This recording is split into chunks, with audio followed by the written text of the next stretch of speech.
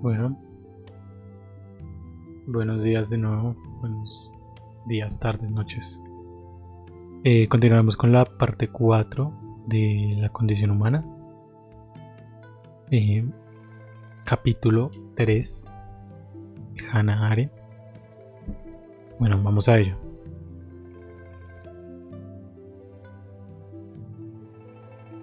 Este capítulo inicia con una introducción. Es raro porque no lo había hecho hasta ahora, no que recuerde, y se llama Labor. Interesante este título. Recordemos que definió lo que significaba labor en el primer capítulo. En resumidas cuentas era el trabajo o lo que los hombres realizamos, lo que los humanos realizamos. En este capítulo se critica a Karl Marx. Tengo la desgracia de hacerlo en un momento en que tantos escritores que anteriormente vivieron de apropiarse explícita o tácticamente ideas e intuiciones del rico mundo de Marx han decidido convertirse en antimarxistas. E incluso uno de ellos ha descubierto que el propio Marx fue incapaz de ganarse la vida, olvidando las generaciones de autores que ha mantenido. Ante esta dificultad me alivia recordar un párrafo escrito por Benjamin Constant cuando se vio obligado a atacar a Rousseau. Bueno, está en francés, intentaré leerlo con mi pésimo francés. J'évite cette... No, mejor no lo leo. Mejor no lo leo, leeré simplemente la traducción. Cierto es que evitaré unirme a los detractores de un gran hombre, si la casualidad hace que en apariencia esté de acuerdo con ellos en un solo punto. Desconfío de mí mismo y para consolarme de parecer por un instante de su opinión, necesito contradecir e infamar todo lo que puedo a estos pretendidos colaboradores. Ahora sí, la primera parte. La labor de nuestro cuerpo y el trabajo de nuestras manos.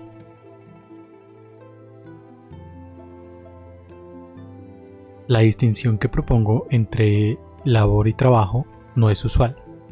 La evidencia a su favor es demasiado grande. Bueno, va a distinguir labor y trabajo, importante. Tal vez definiendo un poco mejor el término.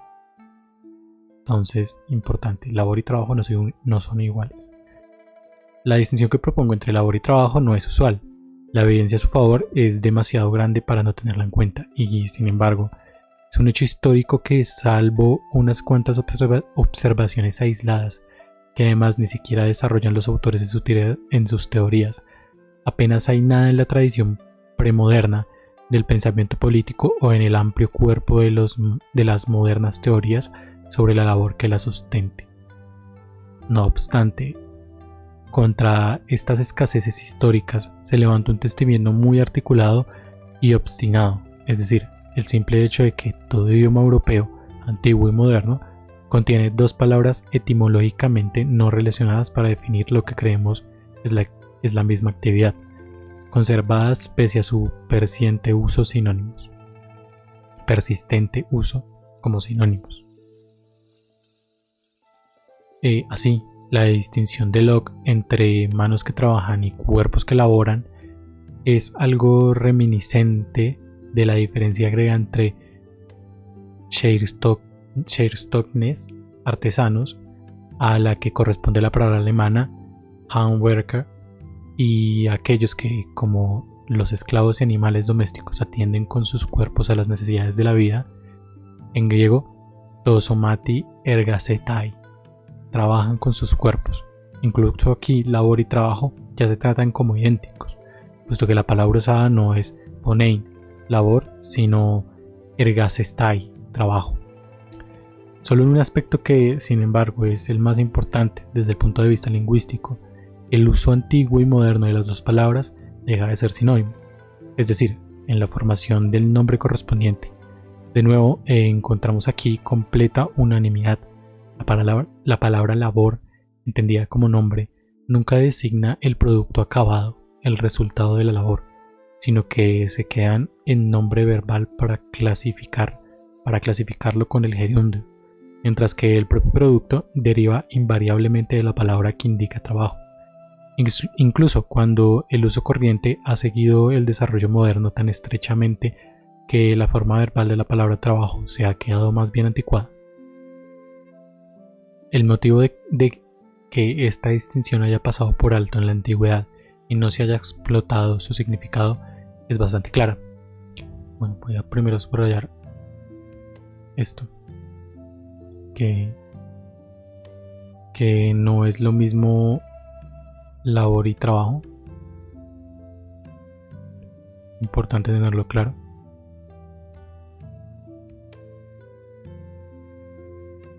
Bueno, no dice que no sea lo mismo, dice sencillamente que son distintas. Continúo. El motivo de que esta distinción haya pasado por alto en la antigüedad y no se haya explorado su significado es bastante claro. El desprecio hacia la labor, que originalmente surge de la apasionada lucha por la libertad, mediante la superación de las necesidades y del no menos apasionado rechazo de todo esfuerzo que no dejara huella, monumento, ni gran obra digna de ser recordada, se propagó con las recientes exigencias de la vida de la polis sobre el tiempo de los ciudadanos, así como debido a su instancia en la abstención, chole, de lo que no fueran actividades políticas, hasta que englobó todo lo que suponía un esfuerzo.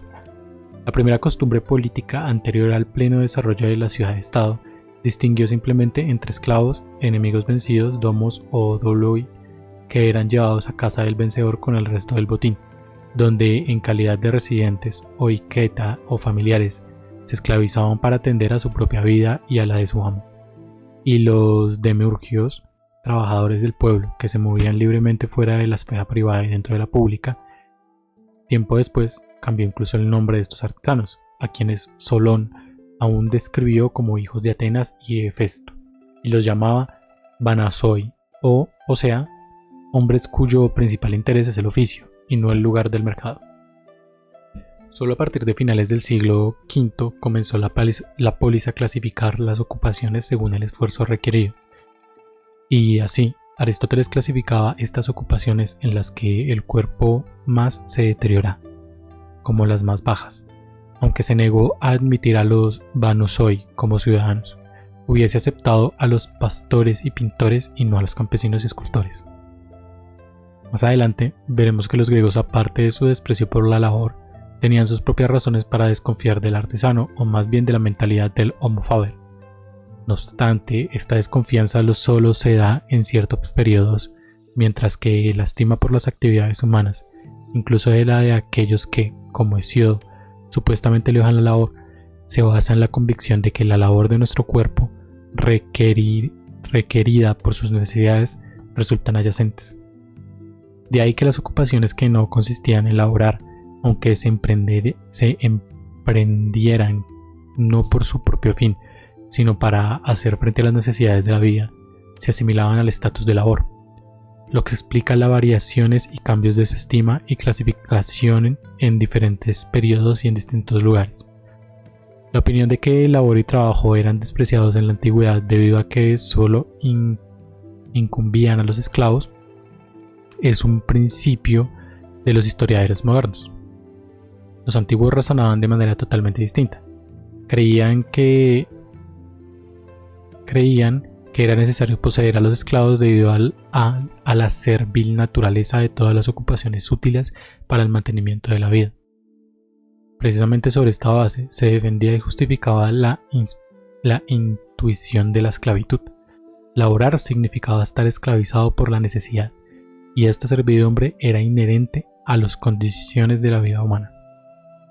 Debido a que los hombres estaban dominados por las necesidades de la vida, solo podían ganar su libertad mediante la dominación de estos a quienes sujetaban a las necesidades por la fuerza.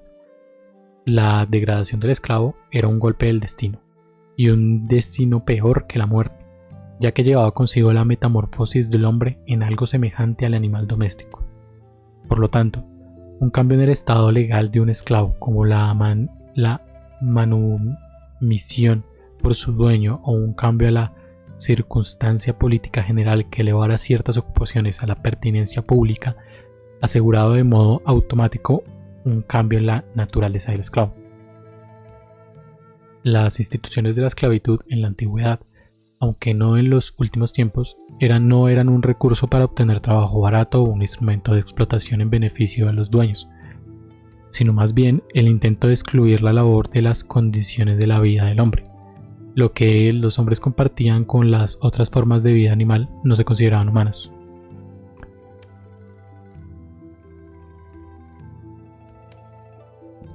Diremos de paso que esta era también la razón del malentendido que ha suscitado la teoría griega sobre la no humana naturaleza del esclavo. Aristóteles, que argumentó dicha teoría de manera tan explícita y luego en su lecho de muerte liberó a sus esclavos, no fue tan inconsistente como se le inclina a creerla a los modernos. No negó la capacidad del esclavo para ser humano, sino únicamente el uso de la palabra hombres para designar a los miembros de la especie mientras que estuvieran totalmente sujetos a la necesidad. Y la verdad es que está plenamente justificado el empleo de la palabra animal en concepto de animal laborans, para diferenciarlo del muy discutible uso de la misma palabra en la expresión animal rationale. En efecto, animal laborans es solo una, a lo sumo, el más elevado de las especies animales que puebla la tierra. No es sorprendente que la distinción entre labor y trabajo fuera ignorada en la antigüedad clásica. La diferencia entre la familia privada y la esfera política pública, entre el residente familiar, que era el esclavo, y el cabeza de familia, que era el ciudadano, entre actividades que ha de ocuparse en privado y las que no son dignas de verse, oírse y recordarse, eclipsó y predeterminó todas las demás distinciones hasta que solo quedó un criterio: ¿dónde se gasta la mayor cantidad de tiempo y esfuerzo en público o en privado? ¿Está motivada la ocupación por cura privati negoti o cura rei publicae, por el cuidado de los asuntos privados públicos? Con el auge de la teoría política, los filósofos superaron incluso estas distinciones, que al menos habían diferenciado las actividades oponiendo la contemplación a toda clase de actividades semejantes. Con ello, incluso la actividad política quedó nivelada al rango de necesidad, que en adelante pasó a ser el denominador común de todas las articulaciones dentro de la vida activa. Razonablemente, no cabe esperar ayuda alguna del pensamiento político cristiano, que aceptó la distinción de los filósofos, la refinó, y al ser la religión para la mayoría y la filosofía para los pocos, le dio general validez, obligando a todos los hombres.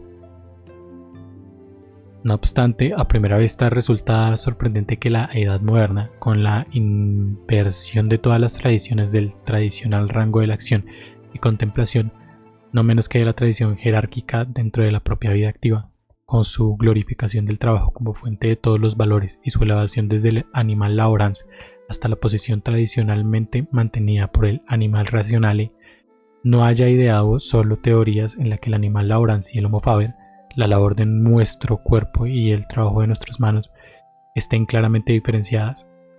En vez de eso, primero encontramos la distinción entre labor productiva e improductiva.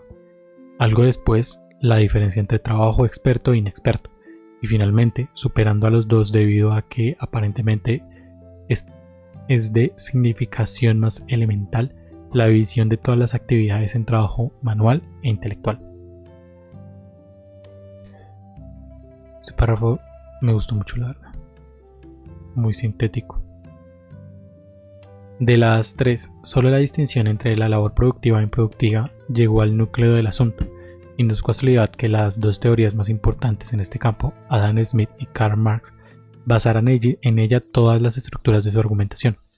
El motivo de la elevación de la labor en la época moderna fue su productividad y la de en apariencia blasfema noción de Marx al afirmar que la labor y no Dios creó al hombre, o que la labor y no la razón distinguió al hombre de los otros animales. Únicamente era la formulación más radical y consistente de algo sobre lo que estaba de acuerdo toda la época moderna. Más aún, Tanto Smith como Marx estaban de acuerdo con la opinión pública moderna al despreciar la labor improductiva como parásita. En realidad, una especie de perversión de la labor, como si nada que no fuera digno de este nombre enriqueciera el mundo.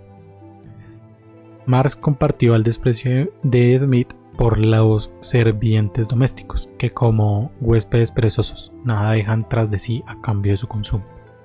Sin embargo, eran precisamente estos siervos domésticos, estos residentes familiares o iketai o familiares, que laboran por pura subsistencia y que se necesitan para el consumo sin esfuerzo más que para la producción, a quienes todas las épocas anteriores a la moderna tenían en mente cuando identifican la condición laboral con la esclavitud. Lo que dejaba tras de sí a cambio de su consumo no era ni más ni menos que la libertad de sus dueños, o en lengua moderna, la potencial productividad de sus amos. Dicho con otras palabras, la distinción entre labor productiva e improductiva contiene, aunque con prejuicios, la distinción más fundamental entre trabajo y labor. En efecto, signo de toda labor es que no deja nada tras de sí, que el resultado de su esfuerzo se consume casi tan rápidamente como se gasta el esfuerzo. Y no obstante, dicho esfuerzo, a pesar de su futilidad, nace de un gran aprecio y esta motivación por su impulso mucho más poderosa que cualquier otra, ya que de él depende la propia vida. La época moderna en general y Karl Marx en particular, anodados, por decirlo así, por la productividad sin precedente de la humanidad occidental, tuvieron la casi irresistible tendencia a considerar toda labor como trabajo y a referirse al animal laborans en términos mucho más adecuados al Homo faber, confiado en que solo era necesario un poco más para eliminar por completo a la labor y a la necesidad. Sin duda, el auténtico desarrollo histórico que sacó a la labor del oculto y la llevó a la esfera pública donde puede ser organizada y dividida, constituyó un poderoso argumento en el desarrollo de estas teorías. Sin embargo, un hecho más significativo a este respecto, ya observado por los economistas clásicos y claramente descubiertos y analizados por Karl Marx, es que la propia actividad laboral, al margen de las circunstancias históricas e independientemente de su labor en la esfera privada o pública, posee una productividad suya, por futiles y no duraderos que puedan ser sus productos.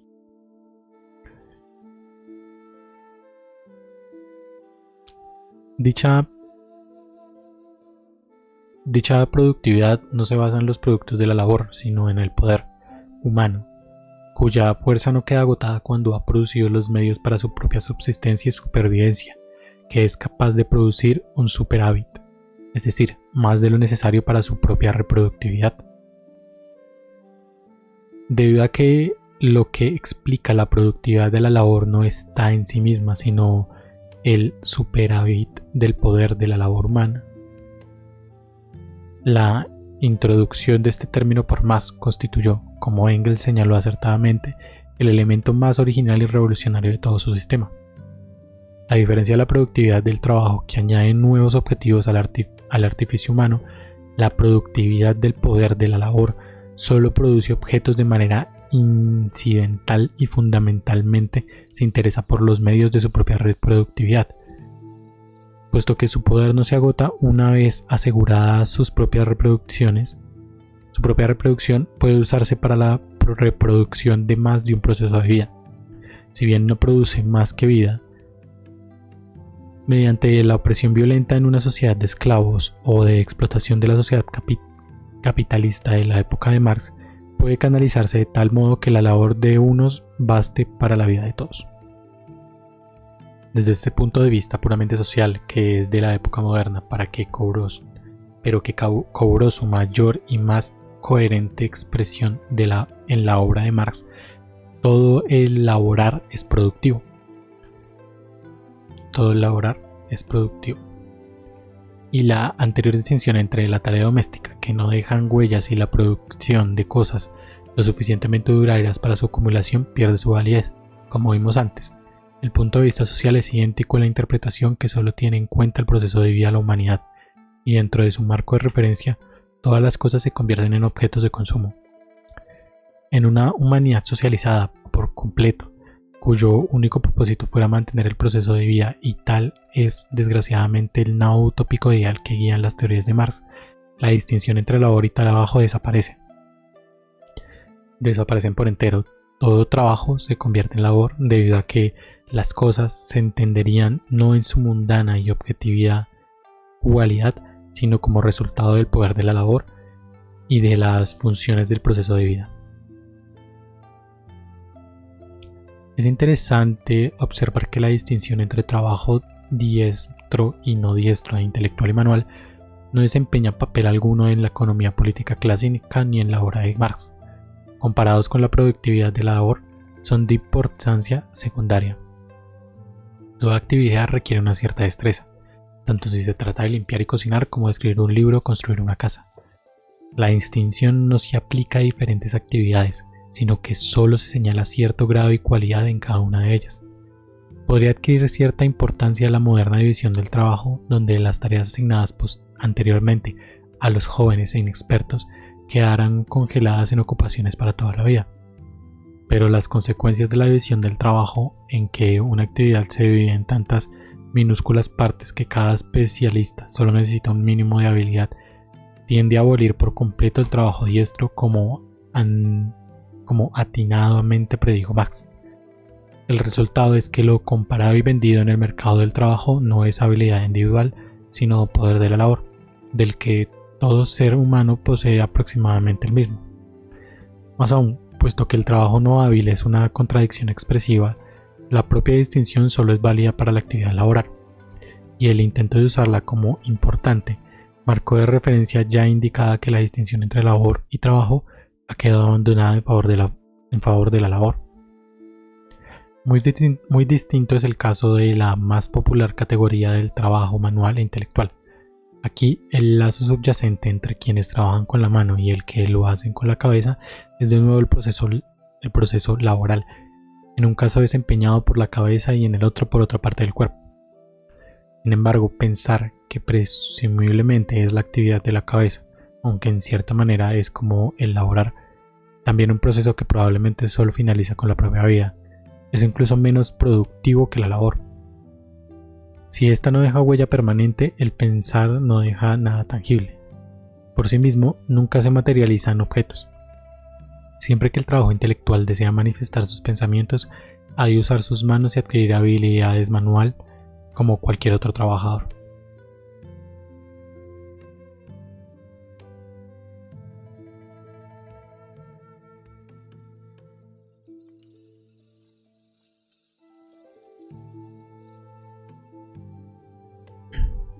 Siempre que, como cualquier otro trabajador. Dicho con otras palabras, pensar y trabajar son dos actividades diferentes que nunca coinciden por completo. El pensamiento que quiere que el mundo conozca el contenido de sus pensamientos, el pensador que quiere que el mundo conozca el contenido de sus pensamientos, lo primero de todo ha de hacer una pausa y recordar sus pensamientos. Tanto aquí como en los demás casos, el recuerdo prepara lo intangible y lo fútil para su final materialización. Es el comienzo del proceso de trabajo, y al igual que las consideraciones del artesano sobre el modelo que guiará su obra, su etapa más inmaterial, el propio trabajo siempre requiere entonces algún material sobre el que actuar y que mediante la fabricación, la actividad del Homo Faber, se transformará en un objeto mundano. La específica cualidad del trabajo intelectual no se debe menos al trabajo de nuestras manos que el de cualquier otra clase de trabajo. Parece razonable y es muy corriente relacionar y justificar la moderna distinción entre labor intelectual y manual con la antigua que diferenciaba las artes serviles de las liberales. Sin embargo, el signo característico entre estas últimas no es en absoluto un mayor grado de inteligencia, o que el artista liberal trabaje con el cerebro y el sórdido artesano lo haga con las manos. El antiguo criterio es fundamentalmente político. Son liberales las ocupaciones que requieren en prudencia, capacidad para el juicio prudente, que es la virtud de los estadistas, y las profesiones de utilidad pública ab hominem utilitatem, tales como la arquitectura, la medicina y la agricultura. Todos los oficios, tanto el de amanuense como el del carpintero son sórdidos, inapropiados para una ciudad completo, para un ciudadano completo, y los peores son los considerados como los más útiles, por ejemplo, el pescadero, carnicero, cocinero, pollero y pescador. No obstante, ni siquiera estos son necesariamente puros trabajos. Aunque hay una tercera categoría en la que se remuneran el esfuerzo y la fatiga, las operae diferencias del opus, la mera actividad diferencial del trabajo, y en estos casos el propio salario es señal de esclavitud. La distinción entre trabajo manual e intelectual, aunque cabe encontrar su origen en la Edad Media, es moderna y tiene dos causas por completo diferentes que, no obstante, son igualmente características del clima general de la época moderna, puesto que bajo las condiciones modernas toda ocupación tiene que mostrar su utilidad para las sociedades en general, y puesto que la utilidad de las ocupaciones intelectuales se hizo más que dudosa debido a la glorificación de la labor, era natural que también los intelectuales quisieran contarse entre la población trabajadora.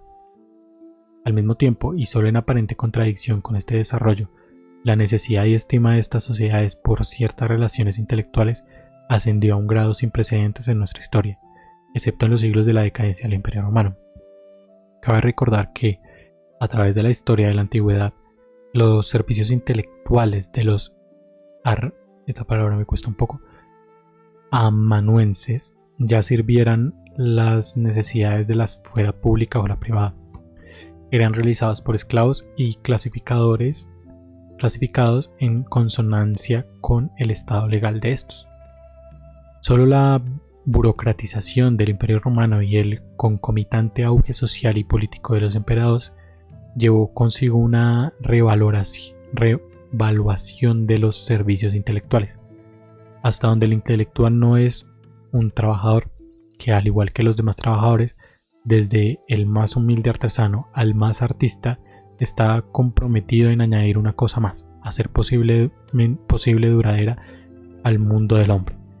Se parece más que ningún otro al sirviente doméstico de Adam Smith, aunque su función radica menos en conservar intacto el proceso de la vida y mantener su regeneración que en ocuparse de la conservación del gigantesco aparato burocrático, cuyo proceso consume sus servicios y devora sus productos tan rápido y despiadadamente como el propio proceso biológico de la vida.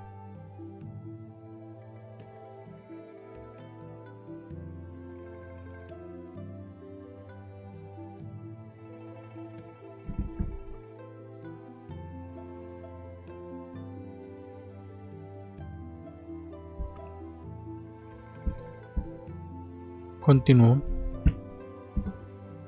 leer este capítulo y este subcapítulo, y hasta aquí dejaremos esta parte y continuaré con la siguiente parte en el siguiente capítulo, siguiente video, mejor dicho.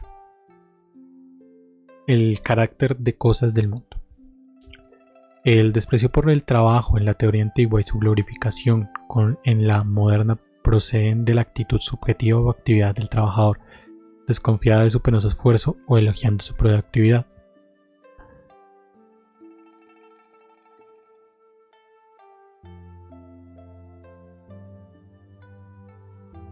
Esta parte me parece importante subrayar.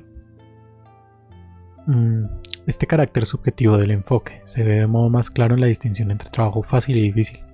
Pero ya vimos, al menos en el caso de Marx, quien, como los más importantes teóricos del trabajo, suministra una especie de piedra de toque para estas cuestiones, que la productividad del trabajo se mide y calibra según las exigencias del proceso de la vida para su propia reproductividad, radica en la potencial plusvalía inherente a las fuerzas de trabajo humano, no en la cualidad o carácter de las cosas que produce.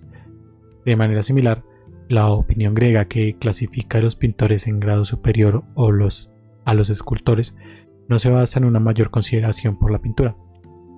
Parece que la distinción entre labor y trabajo, que nuestro teórico tanto se han obstinado en olvidar y nuestros idiomas tan tercamente en conservar, se convierte simplemente en una diferencia de grado si el carácter mundano de las cosas producidas, su lugar, función y tiempo de permanencia en el mundo no se tiene en cuenta. La diferencia entre un pan cuya expectativa de vida en el mundo es apenas más de un día y una mesa, que fácilmente puede sobrevivir generaciones de hombres, es mucho más clara y decisiva que la distinción entre un panadero y un carpintero. La curiosa discrepancia entre lengua y teoría que observamos anteriormente resulta ser por lo tanto una discrepancia entre el lenguaje objetivo y orientado por el mundo que hablamos y las teorías subjetivas y orientadas por el hombre que usamos en nuestro intento para entendernos. El lenguaje y las fundamentales experiencias humanas que lo sustentan es lo que nos enseña que las cosas del mundo entre las que se consume la vida activa son de naturaleza muy diferente y productiva y producidas por muy distintas clases de actividad. Considerados como parte del mundo, los productos del trabajo y no los de la labor garantizan la permanencia y durabilidad, sin las que no sería posible el mundo. Dentro de este mundo de cosas duraderas encontramos los bienes de consumo que aseguran la vida de los medios para su propia supervivencia, necesarias para nuestro cuerpo y producidas por su labor pero sin propia estabilidad. Estas cosas de incesante consumo aparecen y desaparecen en un medio ambiente de objetos que no se consumen sino que se usan y a los que, debido a que lo usamos, nos acostumbramos como tales. Originan la familiaridad del mundo, sus costumbres y habilidades de intercambio entre hombres y cosas, así como entre hombres. Lo que los bienes de consumo son para la vida, los objetos de uso son para el mundo. De ellos derivan los primeros su carácter de uso, y el lenguaje, que no permite a la actividad laborante formar algo tan sólido y no verbal como un nombre, sugiere con extrema posibilidad que no conoceríamos lo que es una cosa sin tener ante nosotros el trabajo de nuestras manos.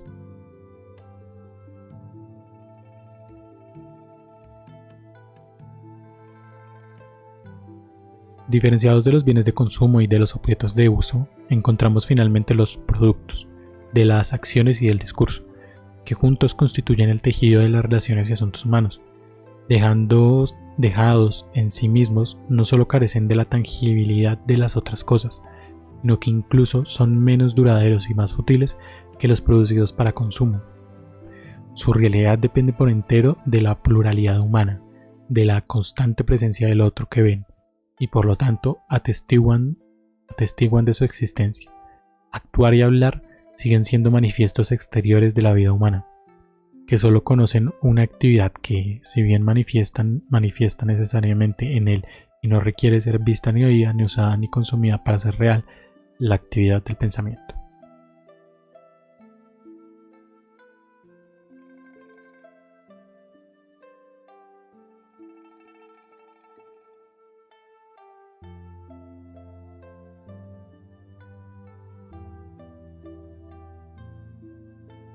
Sin embargo, considerados en su mundanidad, acción, discursos y pensamientos, tienen mucho más en común que cualquiera de ellos con el trabajo o la labor.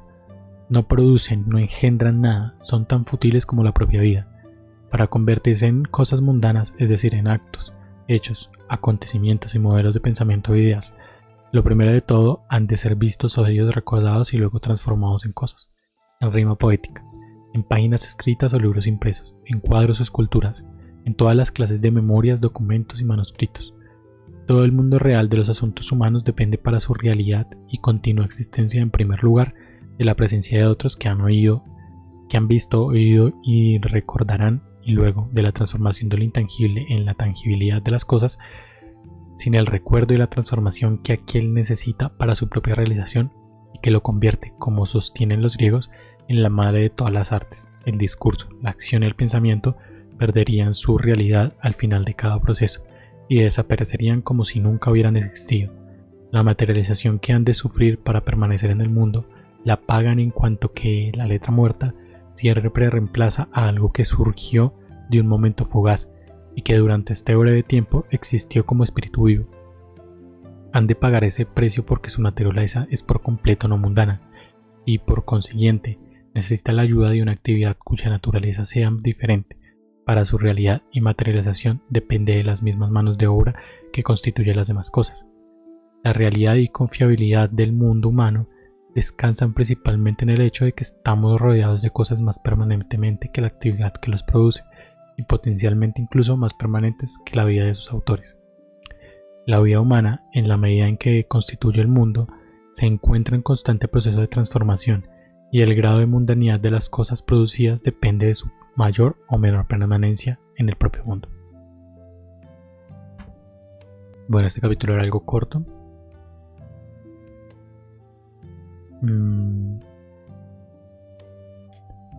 Bueno, por lo que veo este también es corto, entonces terminaré con este definitivamente. A menos que me emocione y comience a seguir. Pero sí, terminaré con este, labor y fertilidad. Luego continuaremos, faltarían 3 subcapítulos y continuaremos en el siguiente video. Labor y vida. Las cosas menos duraderas son las necesarias. ¿Estoy bien? Sí. Las cosas menos duraderas son las necesarias para el proceso de la vida. Su consumo apenas sobrevive al acto de su producción. En palabras de Locke, todas esas buenas cosas que son realmente útiles para la vida del hombre, para la necesidad de subsistir, tienen por lo general breve duración, de manera que, si no se consumen por el uso, decaen y aparecen por sí mismas. Tras corta permanencia en el mundo, vuelven al proceso natural que las produjo, ya por absorción en el proceso de la vida del animal humano o por la decadencia en su aspecto conferido por el hombre, con el que adquirimos su efímero lugar en el mundo de los objetos fabricados por los humanos. Desaparecen mucho más rápidamente que cualquier otra porción del mundo. Consideradas en su mundanidad, son las menos mundanas y al mismo tiempo las más naturales de todas las cosas. Aunque están hechas por el hombre, vienen y van, son producidas y consumidas en consonancia con el siempre repetido movimiento cíclico de la naturaleza. Cíclico también en el movimiento del organismo vivo, sin excluir el cuerpo humano, mientras que puede resistir el proceso que impregna su ser y lo hace vivo. La vida es un proceso que en todas partes consume lo durable, lo desgasta, lo hace desaparecer, hasta que finalmente la materia muerta resulta de pequeños, singulares y cíclicos procesos de vida.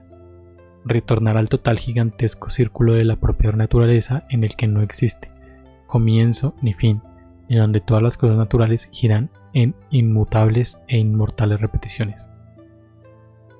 La naturaleza y el cíclico movimiento en el que ésta obliga a entrar a todas las cosas vivas desconoce el nacimiento y la muerte tal como la entendemos.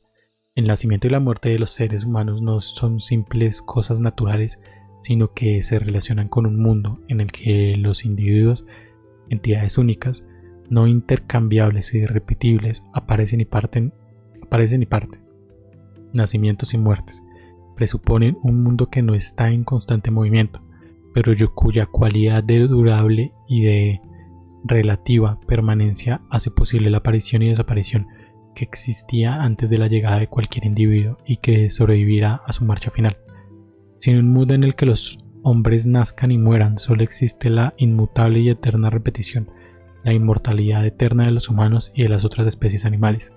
Una filosofía de la vida que no llega a las afirmaciones de la eterna repetición de Nietzsche, como el más elevado principio de todo ser, simplemente no sabe de lo que está hablando. Sin embargo, la palabra vida tiene un significado y por completo diferente si la relacionamos con el mundo y deseamos designar el intervalo entre nacimiento y muerte, limitada por un principio y un fin, es decir, por los dos supremos acontecimientos de aparición y desaparición del mundo. Sigue un movimiento estrictamente lineal, llevado por el motor de la vida biológica, que el hombre comparte con otras cosas vivas, y que retiene para siempre el movimiento cíclico de la naturaleza. La principal característica de esta vida específicamente humana, cuya aparición y desaparición constituyen acontecimientos mundanos, consiste en que en sí misma está llena siempre de hechos que en esencia se pueden contar como una historia, establecer una biografía de esta vida, bios, diferenciada del simple zoe. Aristóteles dijo que, de algún modo, una palabra es una clase de praxis, porque acción y discurso, que estaban muy próximos a la política para el entendimiento griego, como ya hemos visto, son las dos actividades cuyo resultado final siempre será una historia con bastante coherencia para contarla. por accidentales y fortuitos que los acontecimientos y su causa puedan parecer. Solo dentro del mundo humano, el cíclico movimiento de la naturaleza se manifiesta como crecimiento y decadencia, como el nacimiento y la muerte. Tampoco estos son casos naturales, no tiene sitio en el incesante infatigable ciclo en el que toda la familia de la naturaleza gira a perpetuidad. Solo cuando entran en el mundo hecho por el hombre, los procesos de la naturaleza pueden caracterizarse por el crecimiento y la decadencia. Solo si consideramos los productos de la naturaleza, este árbol o este perro, como cosas individuales, con lo cual ya los sacamos de su medio ambiente natural y los ponemos en nuestro mundo, comienzan a crecer y a decaer, mientras que la naturaleza se manifiesta en la existencia humana mediante el movimiento circular de nuestras funciones corporales. Su presencia en el mundo hecho por el hombre la deja sentir en la constante amenaza de hacerlo creer o decaer demasiado. La característica común del proceso biológico en el hombre y del proceso de crecimiento y decadencia en el mundo consiste en que ambos son partes del movimiento cíclico de la naturaleza y por lo tanto interminablemente repetidos. Todas las actividades humanas que surgen de la necesidad de hacerles frente se encuentran sujetas a los repetidos ciclos de la naturaleza y carecen en sí misma de principios y fin. Propiamente hablando, a diferencia del trabajo cuyo final llega cuando el objeto está acabado, dispuesto a incorporarse al mundo común de las cosas, el laborar siempre se mueve en el movimiento circular, prescrito por el proceso biológico del organismo vivo, y el fin de su fatiga y molestia solo llega con la muerte de este organismo. Cuando Marx definió la labor como el metabolismo del hombre con la naturaleza, en cuyo proceso el material de la naturaleza se adapta mediante un cambio de forma a las necesidades del hombre, de manera que la labor se ha incorporado a sus circunstancias indicadas con claridad, que hablaba fisiológicamente, y que labor y consumo no son más que estas dos etapas del siempre repetido ciclo de la vida biológica. Este ciclo requiere que lo sustente el consumo y la actividad que proporcionan los medios de consumo, que es la labor. Cualquier cosa que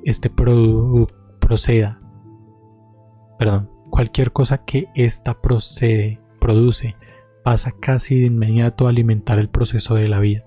Produce, o más bien reproduce, nueva fuerza de labor, exigida para el posterior sostenimiento del cuerpo. Desde el punto de vista de la existencia del propio proceso de la vida, la necesidad de subsistir, como decía Locke, el laborar y el consumir, se siguen tan de cerca que casi constituye un solo y único movimiento que apenas acaba de empezar de nuevo. Un poco raro cómo quedó la traducción, que apenas acaba de empezar de nuevo. Creo que quedaría mejor. La necesidad de subsistir domina tanto a la labor como el consumo, y ésta, cuando se incorpora, recoge y corporalmente mezcla las cosas proporcionadas por la naturaleza. Realiza activamente lo que el cuerpo hace incluso más íntimamente cuando consume el alimento. Ambos son procesos devoradores que apresan y destruyen la materia, y el trabajo realizado por la labor sobre su materia es solo el preparativo para su final destrucción. Este aspecto destructivo y devorador de las actividades laborantes, aquí quería llegar, un aspecto sobre la labor, solo es visible desde el punto de vista del mundo, y a diferencia del trabajo que no prepara la materia para incorporación, sino que la transforma en materia con el fin de obrar sobre ellas y usar el producto acabado. Desde el punto de vista de la naturaleza, el trabajo más que la labor es destructivo, puesto que su proceso saca la materia de las manos de la naturaleza, sin devolvérsela en el rápido curso del natural metabolismo del cuerpo. Interesante, comienza a verse la distinción entre las dos. Igualmente atado a los repetidos ciclos de los movimientos naturales, si bien no tan premiosamente impuesta al hombre por la condición de la vida humana, se halla la segunda tarea del laborar, es decir, su constante e inacabada lucha contra los procesos de crecimiento y decadencia, mediante las cuales la naturaleza invade para siempre el artificio humano, amenazando la cualidad de durable del mundo y su adecuación para el uso humano. La protección y preservación del mundo contra los procesos naturales son duros trabajos que exigen la realización de monótonas y diarias tareas. Esta lucha laborante, a diferencia del tranquilo cumplimiento con que la labor obedece las órdenes de las inmediatas necesidades corporales, aunque sea menos productiva que el directo metabolismo del hombre con la naturaleza, mantiene una relación mucho más estrecha con el mundo al que defiende de la naturaleza. En viejos cuentos e historias mitológicas se da por sentado la grandeza de las luchas heroicas contra opresiones desiguales, como en el relato de Hércules, cuya limpieza de los establos de Augías se cuenta entre sus 12 trabajos. Un significado similar de actos heroicos que requieren gran esfuerzo y valor, y su realización con espíritu de lucha se manifiesta en el uso medieval de la palabra labor, travial, arbei. Sin embargo, la lucha diaria entablada por el cuerpo humano para mantener limpio el mundo e impedir su decaimiento guarda poca semejanza con los actos heroicos. El sufrimiento necesario para reparar cotidianamente el derroche del anterior día no es valor, y lo que hace penoso el esfuerzo no es el peligro, sino su inexorable repetición. Los trabajos de Hércules comparten con todas las grandes acciones su característica de ser únicos. Por desgracia, una vez realizado el esfuerzo y concluida la tarea, lo único que queda limpio es el mitológico establo de Augías. Creo que a veces a Hannah Arendt se le sale el lado poeta y comienza a escribir muy bonito. Bueno, hasta aquí vamos a dejar este video, este episodio. Continuaremos con el siguiente episodio más rápido de lo que parece. Y bueno, ya nos vemos.